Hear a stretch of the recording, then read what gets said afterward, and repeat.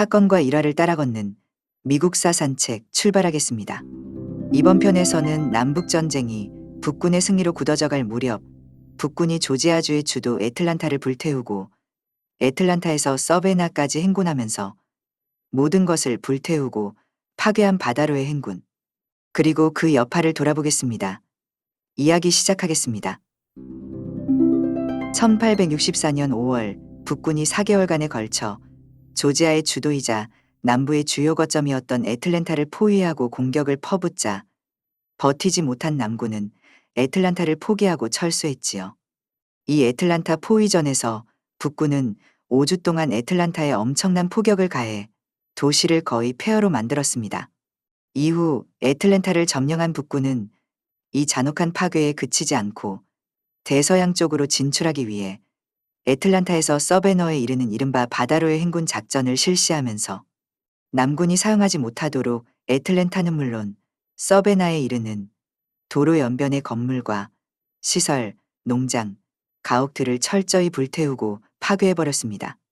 더구나 남군이 보급로로 사용할 것을 우려하여 철도의 철로를 모두 뜯어내어 다시는 사용하지 못하도록 휘어버리기도 했지요. 영화 바람과 함께 사라지다의 마지막 장면에서 주인공 스칼렛 오하라는 폐허가 된 애틀랜타의 시가지와 자신의 농장을 바라보며 다시 일어설 것을 결심하는데, 바로 이 상황이 북군의 바다로의 행군 작전으로 인한 북군의 대파괴 직후의 상황이었던 것입니다. 1864년 초 승리가 목말랐던 링컨 대통령은 율리시스 그랜트 장군을 북부 연방군의 총사령관으로 임명하여 남부연맹을 여러 방향에서 동시에 공격하여 전쟁을 빨리 종결하도록 지시하였습니다. 링컨이 11월에 있을 대통령 선거에서 재선되기 위해서는 지지부진하던 전황을 타개할 결정적인 승리가 필요하던 상황이었던 것입니다. 한편 북군 총사령관으로 임명된 그랜트 장군은 남북전쟁 후 제17대 앤드루 존슨 대통령을 이어 1869년부터 1877년까지 제18대 대통령이 되는 인물입니다. 아무튼 링컨이 승리를 서두른 이유는 자신의 재선뿐만 아니라 당시 평화를 위해서는 남군에게 양보가 필요하다고 주장하던 야당인 민주당과 집권당인 공화당의 일부 인사들의 주장을 잠재울 필요가 있었기 때문입니다. 여담이지만 11월의 선거에서 링컨 대통령의 상대가 된 후보는 북군의 총사령관이었으나 여러 차례 결정적인 승기를 놓치고도 링컨에게 대립적인 입장을 취해 링컨에게 해임당한 조지 맥클렌 장군이었습니다. 이 선거에서 민주당 후보로 링컨과 겨룬 맥클렌은 불과 3개 주에서만 승리했을 뿐 총투표수와 선거인 단수 모두에서 링컨에게 압도적으로 패했습니다. 하지만 그는 이보다 한참 후인 1878년부터 1881년까지 뉴저지주 주지사를 지내지요. 다시 본 이야기로 돌아와서 1864년 1월 링컨 대통령의 명령에 따라 남부지역 장악에 나선 그랜트 장군은 남쪽 축선을 담당한 윌리엄 셔먼 장군에게 남군의 주요 거점인 애틀랜타를 점령할 것을 명령했습니다. 애틀란타는 남부 경제의 중심 도시였으며 철도 교통의 중심점으로서 남부의 물자가 북쪽에서 싸우고 있는 남군에게 운송되는 보급로의 중심에 있던 도시였습니다. 셔먼 장군은 링컨 대통령과 그랜트 장군의 작전 개념을 잘 이해하고 있었습니다. 그것은 남부연맹의 군사력과 경제적 바탕을 총체적으로 말살하는 것이었지요. 링컨 대통령은 그렇게 해야만 북군의 인명피해를 최소로 하면서 전쟁을 조기에 끝낼 수 있다고 생각했던 것이며, 이는 그랜트 장군이나 셔먼 장군 모두 같은 생각이었습니다. 그랜트 총사령관의 명령을 받은 셔먼 장군의 북군은 테네시주의 채터누가에서 애틀랜타에 이르는 웨스턴 애틀랜틱 철도 노선을 따라 애틀랜타로 진군을 개시했습니다. 이로부터 북군이 애틀랜타를 점령하기까지 전투는 9월 초까지 37주나 계속되었지요. 웨스턴 애틀랜틱 철도는 애틀랜타를 경유하여 조지아주의 남부 항구 도시인 서베너까지 연결되는 전략적으로 중요한 철도 노선이었습니다. 북군은 존스턴 장군이 지휘하는 남군의 격렬한 저항에 고전을 면치 못했으나 많은 피해를 감수하면서 마침내 애틀랜타 근교까지 도착하여 애틀랜타를 포위하는 데 성공했습니다.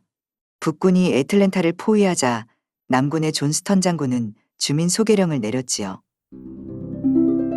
남군은 셔먼이 공격해오기 1년 전부터 모든 물자를 동원해 애틀랜타 근교의 요새를 구축하고 도시 외곽에도 방어진지를 구축해 놓은 상황이었습니다.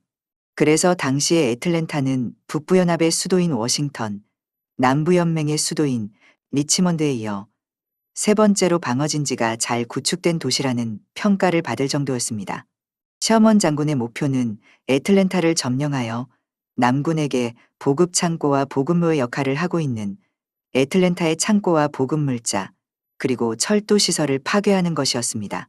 7월 17일 남부연맹의 데이비스 대통령은 애틀랜타 포기를 주장하는 존스턴 장군을 해임하고 부사령관이었던 후드 장군을 사령관에 임명해 애틀랜타를 고수할 것을 명령했습니다. 새로 사령관으로 임명된 후드 장군의 지휘로 7월 22일 애틀랜타 외곽의 풀턴과 디켈브에서 벌어진 큰 전투에서 남군은 선전했으나 북군의 포위망을 부수기에는 역부족이었습니다. 이 애틀랜타 전투에서 남군은 약 5,500명, 북군은 약 3,400명의 피해를 입었습니다. 북군 역시 남군의 진지를 돌파하지 못하자 대신 애틀랜타 시가지에 5주에 걸쳐 격렬한 포격을 퍼부어 도시의 많은 부분을 파괴하였습니다. 1864년 9월 1일 도시의 한가운데서 거대한 폭발음이 연이어 울렸습니다. 더 이상 견디지 못하고 마침내 철수를 결정한 남군이 북군이 사용을 하지 못하도록 철도와 그 밖의 여러 건물과 시설을 폭파하는 소리였지요. 포위전이 있기 전 애틀랜타의 인구는 약 2만 명이었으나 7월 초 존스턴 장군의 주민 소개령으로 많은 주민이 이미 도시를 탈출한 바 있었습니다. 그리하여 9월 1일 밤 마지막까지 남아있던 대부분이 백인계였던 주민들이 도시를 탈출하여 9월 2일 애틀랜타에 남은 주민은 약 4,000명 정도였습니다. 그리고 이들 대부분은 해방을 기다리고 있었던 흑인 노예들이었다고 합니다. 9월 2일 잔류한 주민들의 대표인 흑인 노예 제임스 캐론이 정식으로 북군에게 항복했지요. 이렇게 남군이 철수하고 주민들이 항복하자 애틀랜타로 진입한 셔먼 장군은 9월 7일 다시 한번 전도시에 주민 소개령을 내렸습니다. 9월 1일에 철수한 남군이 애틀랜타 북쪽에서 북군의 보급기지를 공격하고 있었기 때문에 주민까지 먹여 살릴 여유가 없었기 때문이었습니다.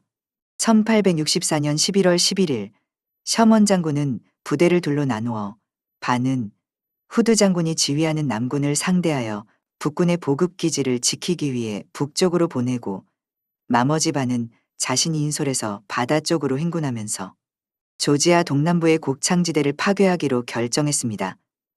모든 것을 불태우고 파괴한다는 이른바 초토화 작전 개념이었지요.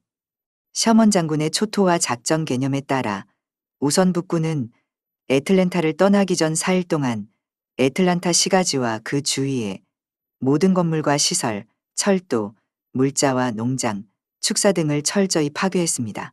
파괴 대상에서 제외된 것은 교회와 병원, 일부 개인주택뿐이었지요. 이렇게 다시 한번 파괴를 당한 끝에 도시의 40% 이상, 농장의 20% 이상이 폐허로 변했다고 합니다. 11월 15일 애틀랜타 일대 파괴를 마친 셔먼 장군의 북군 6만 2천 명은 바다를 향한 행군을 시작했습니다. 일부 부대는 연도에 있는 농가의 식량을 약탈하고 다시는 농사를 지을 수 없도록 농장을 초토화시켰지요. 일부 부대는 서베너까지 이르는 철도를 따라 행군하면서 남군이 다시 철도를 사용하지 못하도록 철로를 모두 뜯어내고 휘어버렸습니다. 또 일부 부대는 다른 경로로 행군하면서 눈에 띄는 모든 마을과 건물을 불사르고 파괴했습니다. 이 행군이 바로 조지아를 폐허로 만든 바다로의 행군이었지요. 후에 셔먼 장군은 이러한 조치가 남군의 전쟁 지속 능력을 박탈하는 목적 외에도 행군로 주변의 남부인들을 통해 전투 중인 남군 병사들에게 그 참상이 전해져 그들의 사기를 떨어뜨리기 위한 것이라고 변명하였다고 합니다. 그러나 이때의 원한의 골이 너무 깊어 전쟁이 끝난 후에도 이 파괴 행위는 남부인들이 북부인들에게 오랫동안 저항하는 이유가 되었습니다. 1864년 12월 21일 북군은 460km의 거리를 37일 만에 행군하여 대서해안과 인접한 서베너 항구에 도착했지요. 수천 명의 해방된 노예들이 셔먼의 북군을 따라 행군했으며 서베너에서 남군의 저항은 거의 없었습니다.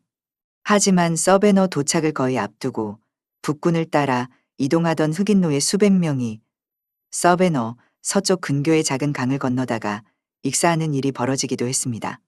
북군의 파괴 행위는 서베나에서도 마찬가지였지요. 서베너항의 모든 시설 역시 셔먼의 북군 앞에 남는 것이 없도록 파괴되었습니다.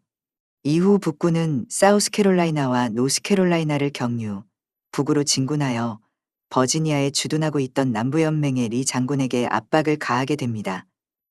이로써 전쟁은 막바지 단계로 접어들게 되는 것이지요. 셔먼 장군은 애틀랜타에서 서베너로 진군하면서 남부의 경제에 중대한 타격을 입혔습니다. 셔먼 장군의 초토화 작전으로 인한 피해를 복구하는 데는 10년이 넘는 세월이 걸렸다고 하지요. 이후 셔먼 장군의 초토화 작전이 과연 북부의 승리에 결정적인 기여를 하였는지, 굳이 그렇게까지 할 필요가 있었는지에 대해 많은 의문이 제기되었습니다. 또 이로 인해 야기된 전쟁이 끝난 후 북부에 대한 남부의 뿌리 깊은 증오심에 대한 책임론이 제기되기도 했습니다. 그러나 한 가지는 확실했지요. 애틀랜타와 서베너가 함락되고 파괴되면서 남부가 승리하리라는 희망이 완전히 사라진 것이었습니다. 지금까지 남북전쟁이 북군의 승리로 굳어져 갈 무렵 북군이 조지아주의 주도 애틀란타를 불태우고 애틀란타에서 서베나까지 행군하면서 모든 것을 불태우고 파괴한 바다로의 행군, 그리고 그 여파를 돌아보았습니다. 마치겠습니다.